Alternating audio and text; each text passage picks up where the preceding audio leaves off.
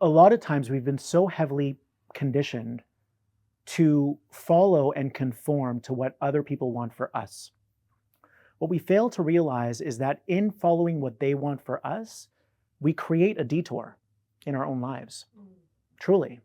Because when you follow the purity of your heart, what you're going to be confronted with is everything that lives in you that isn't you. Everything that's living in your mind rent-free is going to be exposed, and it's going to start to float to the surface for you to be able to see. And this is why so many people are very afraid. It's like they have a tail between their legs, understandably. They're afraid to follow their heart because then they would have to confront all of their fears. So an example of this would be you have a 16-year-old that's going to college next year, but they don't want to go to college. They know in their hearts, I want to do music or I want to do acting, and I really don't want to go to college. They know this in their gut. They know this in their heart. However, because they've been so heavily conditioned, they end up going.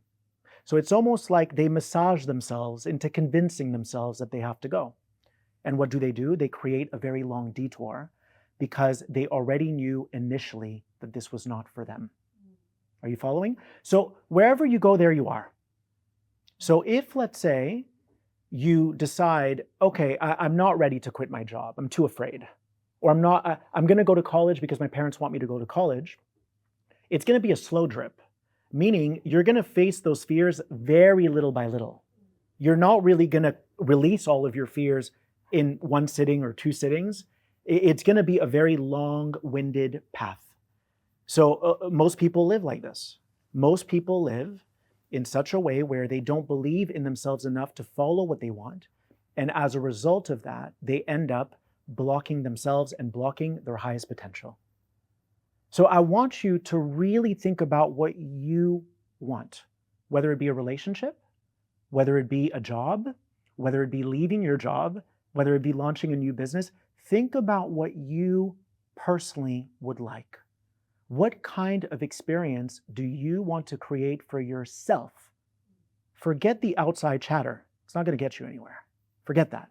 However, keep in mind, the only caveat is that when you follow your heart, you're going to have to face off with every fear that's already living in you rent-free.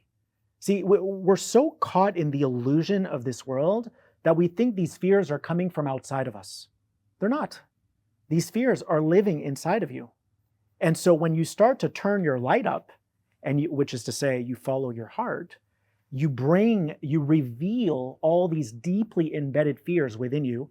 By the way, shame, guilt, all of these things tie in with fear. And what does fear tie in with? Fear? Love. Close.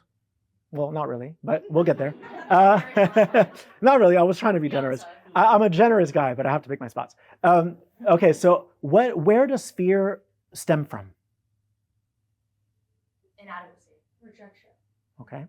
And what is at the core of rejection and inadequacy and insecurities? What's at the core of that? How was that produced? Not enough. Yeah, you're not enough. Okay. What? Trauma. Yeah? So you're all right. Even fear ties in with love in the sense that it's the opposing force. So whether you're talking about insecurities or fears or abandonment issues or rejection issues, it all ties in with trauma. Now, do you need to know exactly what trauma you're dealing with? It's virtually impossible to identify every trauma that you have. Why? Because a lot of them are generational. You can't always identify what trauma you have in your body. What's important, though, is that you make a new choice. It's all the way that you create the reality that you want is through consciousness. It's through consciousness. If you're unconscious, what are you doing? You're defaulting to what other people want for you. You're defaulting to the fear that's harassing you mentally, wanting you to do something so that you cut yourself off from your highest potential. So I want you to really start following your heart because this is going to bring about the highest outcomes. Okay? So an example when it comes to relationships is if you really love someone, but they're not committing to you, have the conversation. Follow your heart anyway. Don't be afraid to take up space. We're so afraid to take up space. Take up that space. Ask for what you need. Turn up your light, and you'll see if that person isn't for you, it's like cockroaches that scurry away. They're like, I don't want to be here, right? Is because the person really wasn't in alignment with you. They weren't really your person. So this is applicable across the board. Whether it's be that you're needing to leave a job, but you're too afraid, recognizing that that fear is your own, but still honoring your feelings.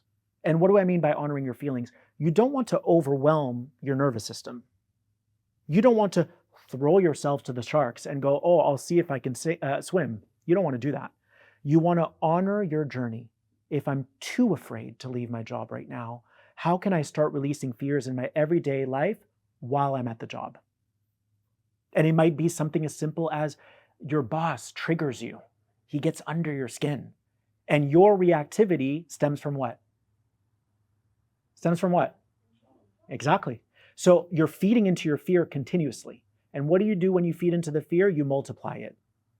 You multiply it. So one ant turns into two ants, then into family events within you. Okay? So I want you to really start taking into account the actions that you're taking, the responses that you're having as it relates to other people.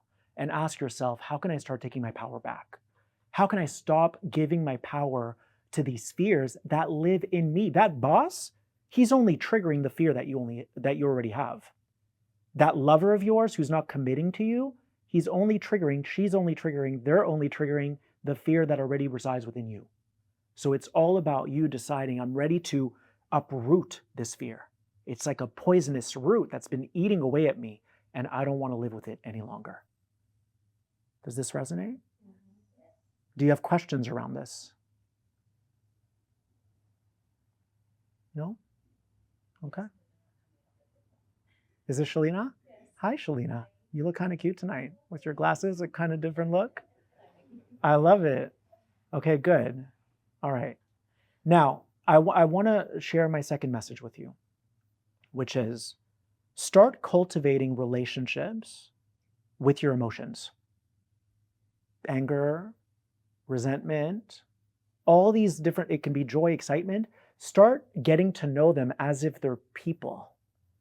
Hey, anger, what's going on? What message do you have for me? Your emotions, I call them fortune cookies. Your emotions always have a message concealed within them. So let's say that you're feeling upset because someone in your family or someone in your friend circle talked bad about you. That feeling of upset or anger has a place in you. Like, it's not trying to disrupt you. It's not trying to disturb your peace. It's actually trying to support you and assist you. So think of it in terms of, hey, anger, what's up? What are you trying to tell me? What's the message here? And the message may be as simple as you're not setting enough boundaries. So when people say, oh, that person's angry, so what? They have a right to be angry. Someone's not hearing them. So let's not demonize and villainize our emotions. Let's start seeing them as our little friends, positive or negative, little fortune cookies that have a message for you. Can anyone think of an example where this has happened to you recently? Where you have a very strong emotion that's almost hooked into you and it won't let go? The day after, a week after my mother passed. Mm-hmm. I was super angry. But I understand the sickness that she got and everything. But in my daily basis, driving and going around with people, I was like super angry. Yeah. I understand the situation, but I didn't understand why. Because consciously, I wasn't angry because she passed. Yeah. But I don't know how to manage it. Yeah, I understand. So the difference between making an agreement with anger and now projecting your anger onto everyone else and actually feeling your anger, they're different things. If I sit with my anger long enough and I let it whisper in my ear, I'm going to get the message I need. I'm going to get the clarity I'm seeking. And once I do, poof, it's going to disappear and I'll know what to do. And it might be that I need to have a conversation with a friend that I've been putting off for a while. It might be that I need to be more firm with my boundaries. It may be that I'm absolutely drained and it's time for a new venture. or to pivot into a new job. So pay attention, pay close attention to your emotions because they have a message for you. Does that resonate? Okay. You're all doing really well, by the way. I can tell you're soaking it in. Okay. Last but not least, what are you attached to right now? What is it that you're holding on to? Because a lot of times when you're feeling resistance in your own body, meaning you're trying to control a situation, you're trying to control a relationship, you're trying to control a friend, it's because there's something that you're holding on to and you're supposed to let it go. Is there anything that comes to mind? Something that you keep thinking about constantly and reliving in your own mind? Poverty. I grew up being told that we don't have money, you don't have money, you don't have money. And I dance as a stripper now, so I'm surrounded by people who have money. I'm watching girls make money. And there's just this constant voice that's like, I dream, and then the voice says like, but this is all that you can have, and if you have more than this, you're wicked. Mm-hmm. It just reminds me of like, look at your past, look behind you, look back there, remember those words. Okay. So in other words, what's happening is that little voice in your head that's messing with you. Okay. It's like a radio station. It messes with you, but it's not true. It's actually rooted in limitation. It's also rooted in conditional love. Because when you're unconditionally loved, you're abundant. And abundance can mean different things for different people. Abundance doesn't have to be financial. Some people value money, other people value quality time, other people value emotional support. Like everyone has a different definition of abundance. But for you, or for anyone in the room, when you have these intrusive thoughts, ask yourself, are they loving me unconditionally right now? Or are they hurting me? Are they punishing me? Are they telling me that something horrible is going to happen to me? Because that is conditional. So we don't want to make an agreement with that. Okay? So for you specifically, you keep thinking about poverty or money. In other words, you're attached to a belief that isn't true. So whenever we have resistance in our bodies, okay, it kind of happened to me last night. I was in my bed and I've already been dealing with a sty. And then I wake up at 3:45 and I'm like, going to the bathroom, and I'll have no problem falling back asleep. Couldn't fall back asleep. 3:45. And I don't even get nervous for these events. But in that moment, I saw a version of myself that could potentially resist what was going on. I could potentially resist that I may not sleep tonight. And it's funny because I've been reading this really cute young adult book. It's called Mooncakes and Fake Dates. It's a story of like a young gay couple. And the aunt owns like a Singaporean takeout. It's called Walk Warriors. And like 3:45, I hear Aunt Jade from freaking Mooncakes and Fake Dates saying, but sweetie, you're not going to sleep tonight. Just accept it. Just accept it, sweetie. You're not sleeping, in her accent. So my point is, in that moment that I saw what I could have become, I said, you know what? I've done that so many times. And then I end up having a horrible day. And I thought to myself, I could choose that, or I could make a conscious choice to go with it, to just roll with it. And I got really honest with myself in the moment because I kind of knew I may not sleep last night. I made a conscious choice. I said, how do I personally feel right now? And how would I feel for the rest of the day? And the answer was, I feel pretty okay. Like I feel good. But then I saw my blind spot, which was that I cared about what you might think of me if I didn't sleep. I was worried about other people's perception of me, but I didn't go down that rabbit hole. Instead, I noticed it and I said, I'm going to stay right here because I've done that predictable thing 1,000 times and it doesn't feel good and it doesn't have my back and it loves me conditionally. What if instead I just have a great day? What if instead I kill this show? What if instead I have a great time with my friend Lori and with y'all? And that's what I'm doing. Okay? So pay attention to the attachments that you have, because typically your fears, your ego, is going to utilize the things that scare you the most. The ego is going to utilize the things that are your Achilles heel. Oh, I have a fear around money. That's what it's going to use.